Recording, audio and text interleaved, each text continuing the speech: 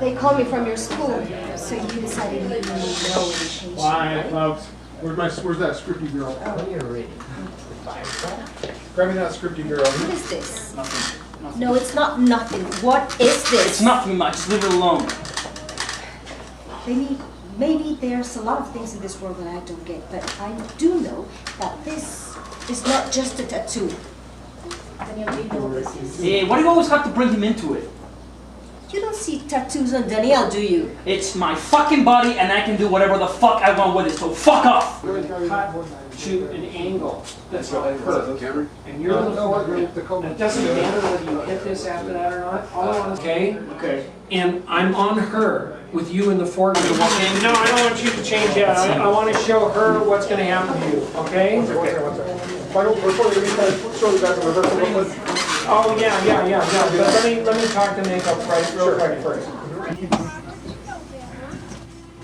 This is basically, the story of a family that moves because of financial problems, moves from Los Angeles to East Mountain area here to a smaller community, and then things go bad and they have some tragedy in their life. This is a tearjerker in many ways. And a number of youngsters have come up to me and said that they, really love the story and they appreciate what it says. And so it's got a good message about, you have to pay a price if you want to live your dream. And that's what this is about. It's if you have a dream, you have to pay a price. And sometimes that price isn't good. Sometimes it's bad. But it's important to dream. All right. Are we going to lose an earring today? Well, we're gonna try and pinch it on this there. This take? Stand by, pictures up, quiet all Okay. around. Here we go. Super good. Settle in. Super good, yeah, a little bit. Okay. Settle in. We good? And roll sound. Rolling! And sticks. Here we go. Settle in. Here we go. Shh. And action.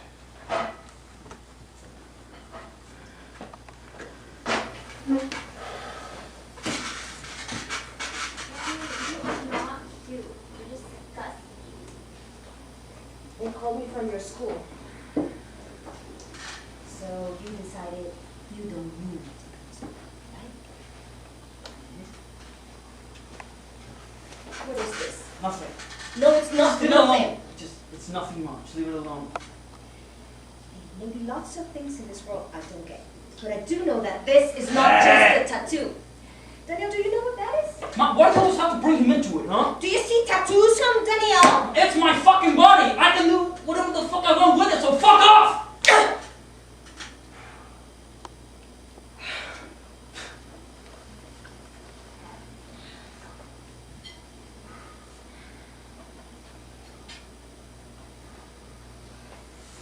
It hurts me more than it hurts you.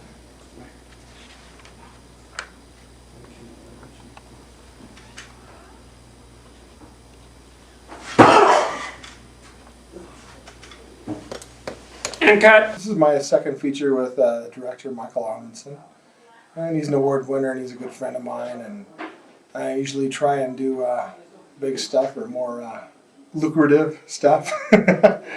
But Michael and he wrote the script and I would jump at the chance to work with him and keep, I know how he likes to work. I know he can get it done. I know it's going to be as painless as possible.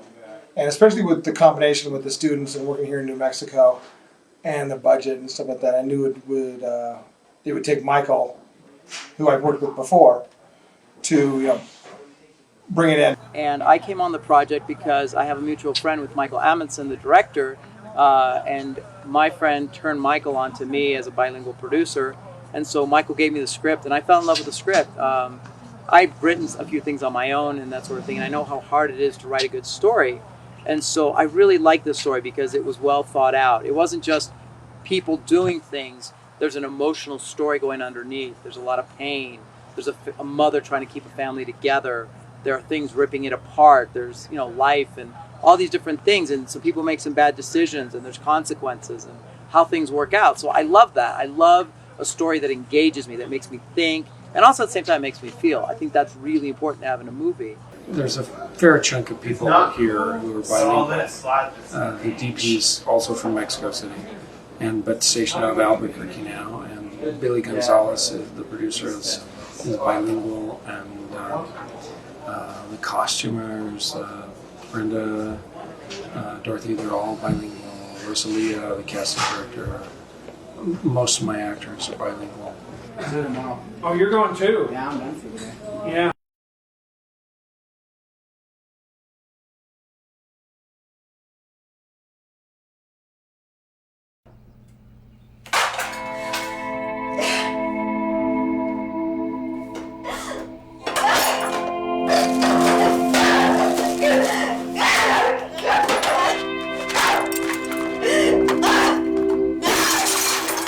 Stay here, Carlos.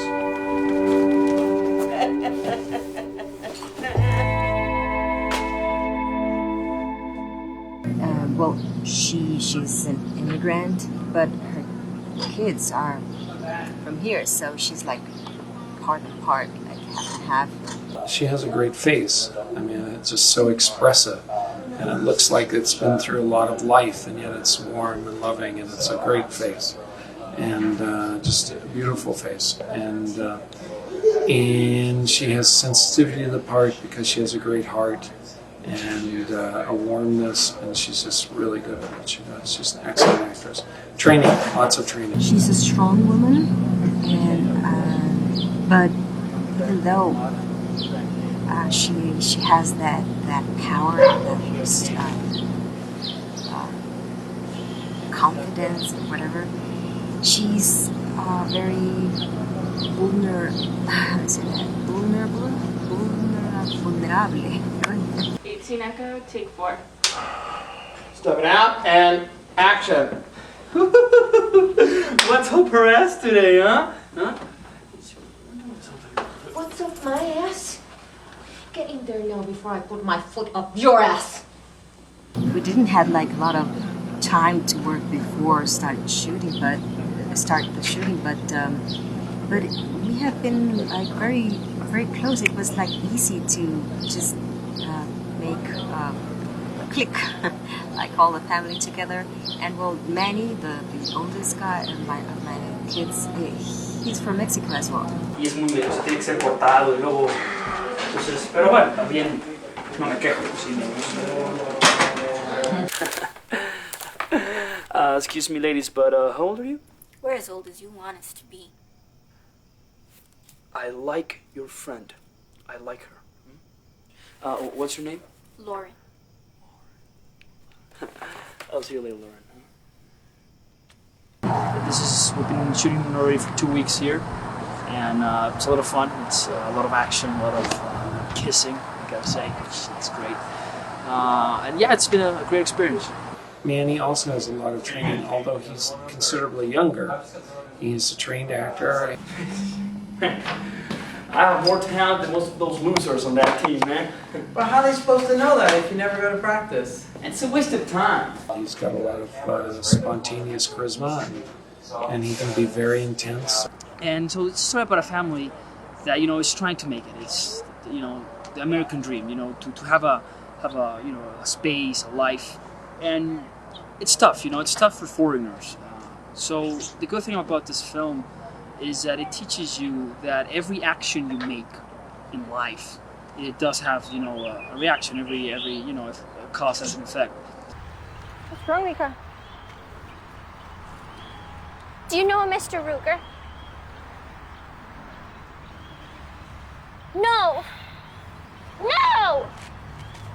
Alex, wait. Alex, let me talk to you. She's really strong because she's I mean, she's a cheerleader. When you have to be all peppy and fun, and she goes to school smiling every day, and then she comes home to her mom and her brother fighting, and then she lost her dad, and she goes to school and she smiles and tries to pretend everything's fine, and then her brother's going to jail, and then she loses her other brother. And so yeah, and she's always a strong person. She's only 15 and she's going through a lot of stuff. So when you go through a lot of problems with family stuff and things like that, then it actually makes you smile and put on a happy face. It's kind of like a mask, and so I think that's what she's doing. It's even loaded. How fucking stupid can you be? Man, I'm telling you, I forgot about it, okay? I was gonna get rid of it. I'm gonna get rid of it. Okay. Do I have to worry about police or anything? Did you commit a crime with it? Shit, I should've known. What a loser you are. I grows up in a hard house, kind of. His dad died. His brother gets involved in gangs. His younger brother, Carlos, looks up to Manny. And I think he's strong because he has to grow up with all that. Yet he's still not getting involved into it. He's, you know, like, he grew up around it, and he's like the complete opposite. He wins awards for videos and just being a good kid. Honestly, it's like identical my life, because I did films and I won awards and I grew up in a household like this. Well, not exactly similar, but it's like basically the same thing, you know, family with drugs and stuff. I wish I was normal like you. You mean stupid? No, that's the wrong answer again. See, you're using all the wrong numbers. You wanna do my homework for me? No, I mean, I do it better, but... It's just kind of like life with a lot of ways. For instance, my character, he still kind of looks up to some people, and maybe it's not the right people, and sometimes I'm like that. So, I guess that's probably it. But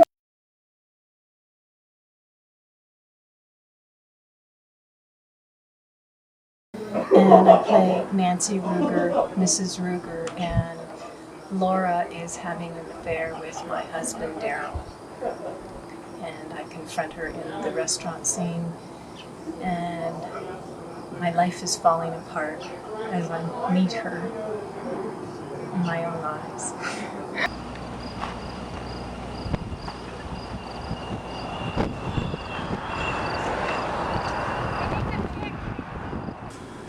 So I think maybe, yeah. I kind of like this one. I also like the longer legs, her, them. I mean, I looked at some of the footage this morning and yesterday, and it looks beautiful. I mean, Luis Molina has done an incredible job as DP. Yeah, interviews. Oh, well, Can you do my back? What I look like, just to give the pieces to the director so they can edit. Everybody's doing a good job. Everybody's really good. Consistent.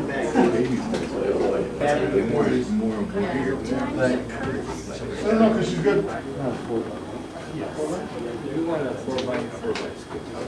I need a 4x solid. Bring me 2 more apple boxes and I'll show you why. No, okay. Yeah, so she's not stepping up. Direct. 1 second here. You guys all right? So you feel that, Laura? You won't make your move to Mrs. Ruger until after Patty cross through, okay? I'm Patty. Watch. I'm Patty. Figure out. Check on, because I put this stuff in motion, but sometimes Laura, we'll be in touch. I need Richard Hopper. I need hotel. Yes. And then the keys with Richard's always. Cool. Madness. And you'll react to her throwing the chair, okay? I will tap you on the shoulder when you guys split your move to go in, okay?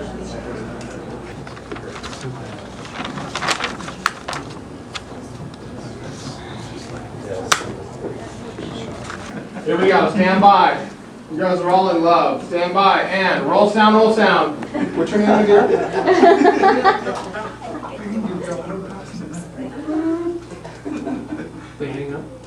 Who is this? Make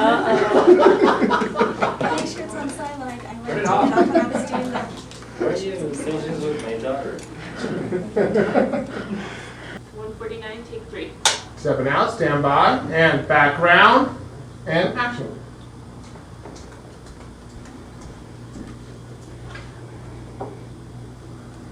Excuse me, waitress. Mrs. Ruger. And there's mayonnaise on the sandwich. It's a club. Clubs have mayonnaise. I asked for no mayonnaise. I like to remember that we have to break it up. Can you please give me another one?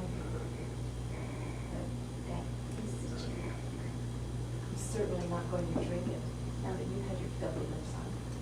Okay.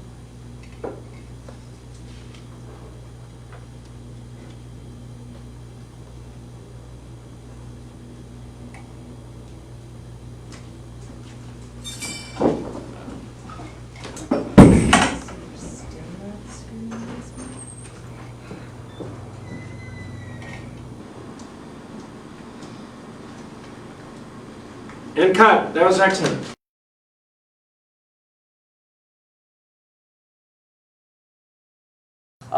Most of the people that are working on the crew are students. A lot of our actors are volunteers. So this is in many ways a labor of love, because some people love it because of the script. They want to do these characters as far as the actors go. A lot of the crew that we have, they're students, so they're cutting their teeth on this. After you cut together this, you still have all your players. The loading the moving van. Make it believable. So this is a student film, kind of, so we're using a lot of students on it. So it's challenging in a way, because it's also, while we're trying to make a movie, we're also teaching the students too, so they can keep moving up. Something I didn't have when I was moving up either, so it's kind of cool. I am working as a key grip on The Price of the American Dream 2. I also am an instructor, part-time faculty at the Community College in Albuquerque, Central New Mexico Community College. And it's a collaboration between the community college and a small budget film like this to have students work on a film set to get experience to then maybe move into the union and work on larger budget movies down the line. Our program is through CNM, which is cool because you can afford it as opposed to UNM. And we just are basically training people to take the jobs that are going to need to be filled here. The New Mexico incentives, most of them revolve around hiring mostly local crews, so there's got to be a local crew for them to hire. And there's definitely worse jobs to have. Like, I'm having fun. I'm going to get to be outside most of the time, so hauling things around. It's not an office job, so. That program is just really good because you don't sit in a classroom and just read a book and figure out what's going on there. You actually get thrown into the industry. The students I'm mentoring are students at CNM, that's the Central New Mexico Community College. They're in different phases of training. It's a 3-trimester program, and they're in different levels of the program. They're coming from a wide variety of backgrounds, and they're covering every aspect of below-the-line crew on this film, with very little in the way of mentorship. This one is a lot more organized. All the other ones I've had have been, very crazy, or you don't know exactly what's gonna go on. You don't have the right equipment and stuff like that. We have all this equipment here now. Nice. And I am the costumer wardrobe person here at the film. And so I basically graduated from UNM in costume design. It's design for performance with an emphasis in costuming. And this is my first film, and I've been mentored by Dorothy Baca, who is a very great costumer, and I've learned so much from her.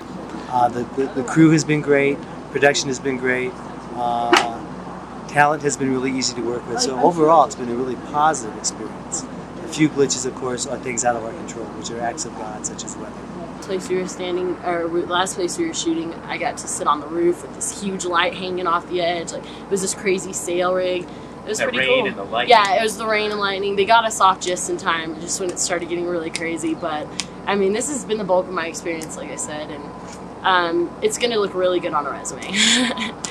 The crew is largely student with professional keys, but you wouldn't notice. You can't tell, because they're very efficient. They work very, very hard. They're serious what they're doing. They're all doing this so they can, have a future in film. It's been a lot of fun. I mean, this is a great environment, a real good bunch of people. We're on schedule, and it isn't a very demanding schedule as schedules go. We've been running 12 hours a day, nothing over that, 5 days a week. That's pretty mild as it goes for these kinds of shoots, and it's been a very enjoyable experience. The highs are, because it's a small budget movie, we can contribute more of our expertise and feel like we're contributing more to the product and making the movie really great. On bigger budget movies with Keys coming from LA and what have you, we don't always feel that we can have such an impact on the film, and I appreciate having more of an impact and having my skills come to life.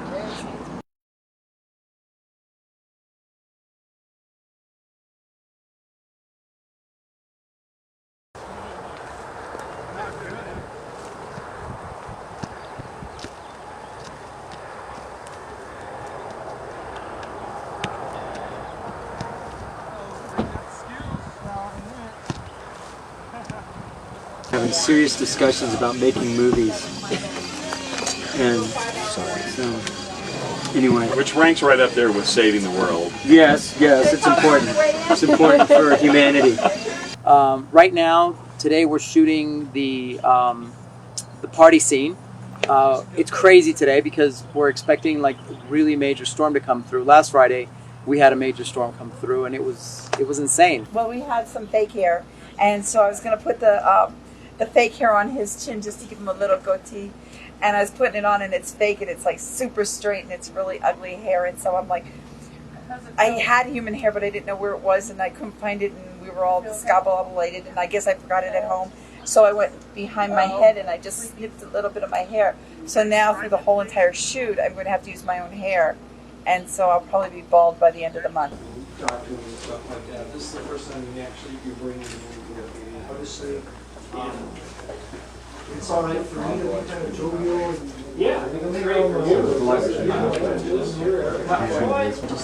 Quiet on set, please. Clear it outside if you want to talk. Frank, I'm gonna need the little.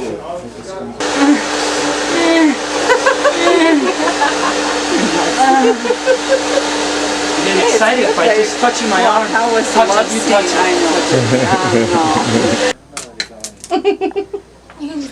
Hey Janice, can you hand me that orange cone, please? I can. Oh shit. Thank you. Manny is kind of the character that begins, very all-American basketball player, and then he has this character arch where he kind of transitions into a different type of style, and he becomes more in tune with the culture of the gangsters. So some of the stuff that he wears is just, the very plaids. This is very typical of the gangsters here in New Mexico. You want smoke too? When did the chicks start dancing?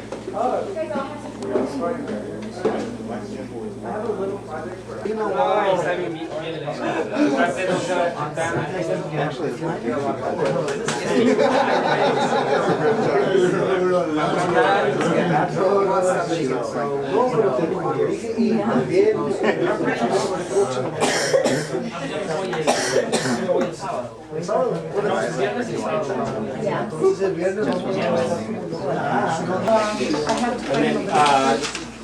Robert, check this out. I don't want that wall lit, so find it this way. It's about to leave right now anyway. I'm just... Okay, good. 81 beta, take 1. Stand by and background.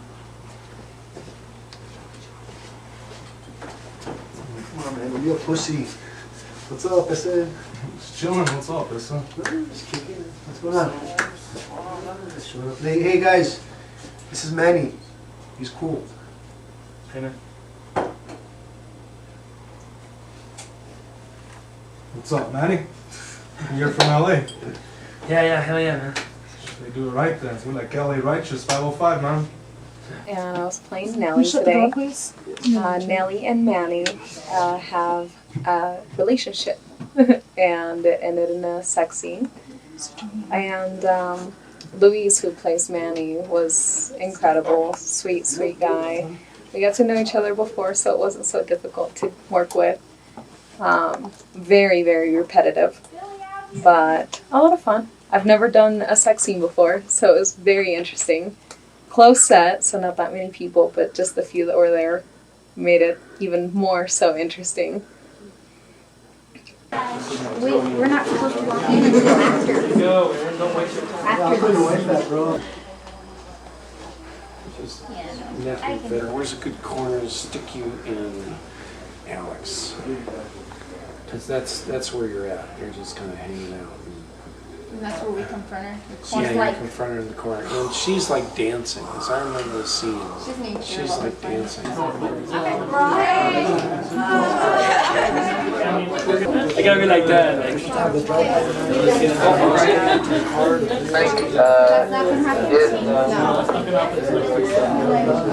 Probably Tuesday, Wednesday. Yeah, I was like. The mind frame. One, two.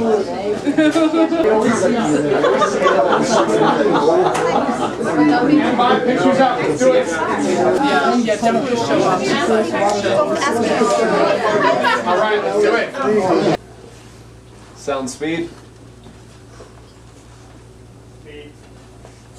83 Alpha, take 1. Stand by. Here we go. And play back.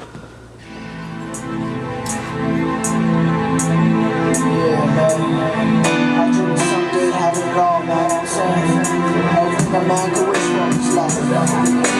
I dream someday have my rhymes will shit and set the streets, snap flows up to make the haters flip. Turning nails into anti-zips. Need your respect from every blood and every crib. Keep my face up, every number, every time you beat. Turning my enemies into my critics and get the words of muscle shit. I be that bitch dreaming about figuring out the knowledges. Cause I know the people how to turn the turkey's bitch. Just like my sister study just as much types on the list. Dreaming day when I say go ahead and be the real snitch. Cause I fire bones on the other line. I bust the switch. I'm the man that every little twitch. They repossess that now. Me and thing got the chance. Put my Benjamin to the test. And when the nominees come, y'all know who's the best. It's Mr. Crooked from the dirty Southwest.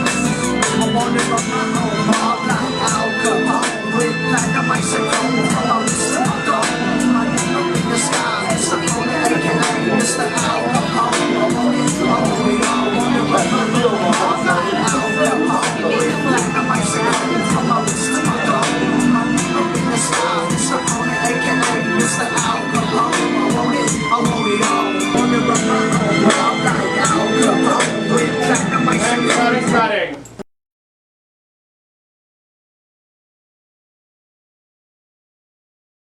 Well, it's a sort of a two-tiered score, and that there's a specific sound for the sort of more violent, gangster sort of lifestyle that's aggressive and dangerous sounding. Yeah, try some. Said he doesn't want any fucking Chinese. It's okay.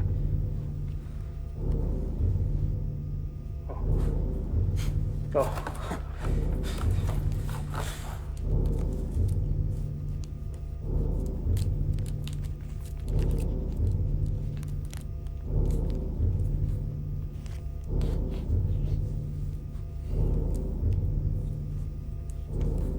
Let's go.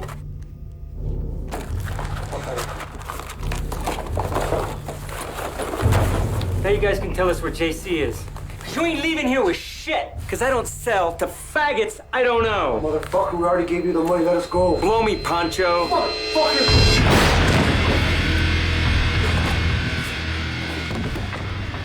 And then there's this sort of more emotional, sort of thematic material that represents the family, and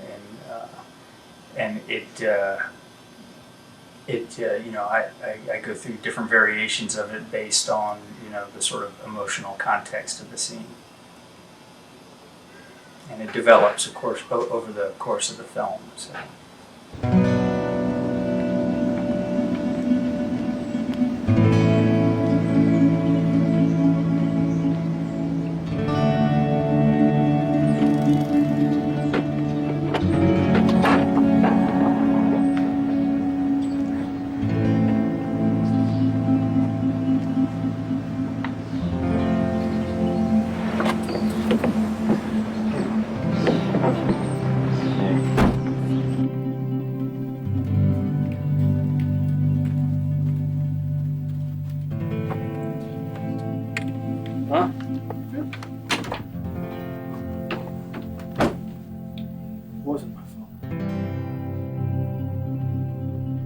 trying to keep everything. I like things that sound organic, things that sound real. I try to avoid using too many samples. There is a sort of synthetic kind of drum sort of sound that goes with the gangster stuff, but that's to kind of, I think, mimic the fact that you know, they listen to hip hop and that's sort of the sound of that music. But on top, it's a lot of guitars and sort of more organic sounds on top of all of that. And then with the family in particular, you know, I'm playing accordion, electric guitar, acoustic guitar, you know, some piano, things like that to, you know, give it a more acoustic and organic sound, and you know, I think a more sort of, and it's a very intimate kind of sound. You know, I leave in a lot of the sort of sounds of the fingers on the strings and all that stuff. I don't try and take all that out. I don't try and make it super polished and slick, but you know, keep it maybe not damaged, but you know, very intimate sounding, you know, very real sounding.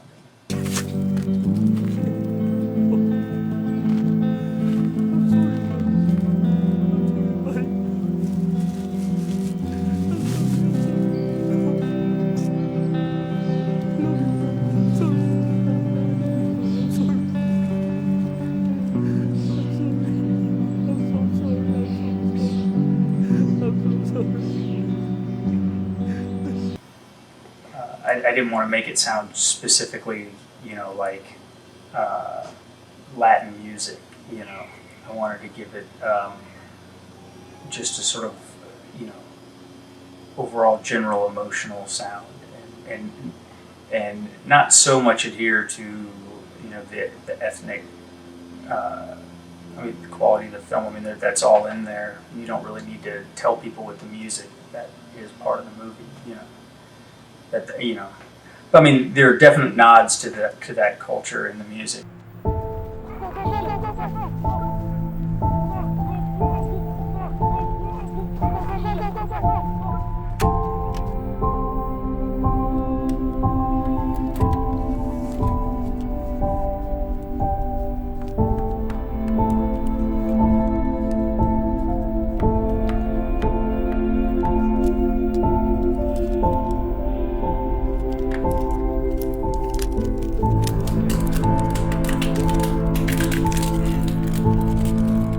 Well, you know, the accordion is a new one for me. I bought the accordion specifically to use on this score. So, there are some sounds, some bowed vibraphone. You know, vibraphone played with like a violin bow to give it kind of an ethereal sound in some of the more dreamier, sadder moments.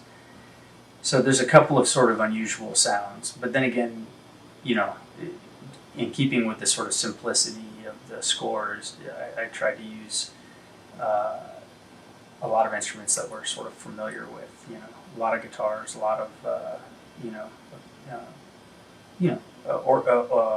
acoustic instruments. So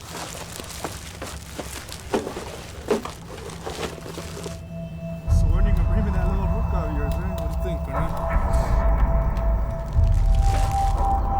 Arroyo, carnal, what's up? Get on them digits, bro.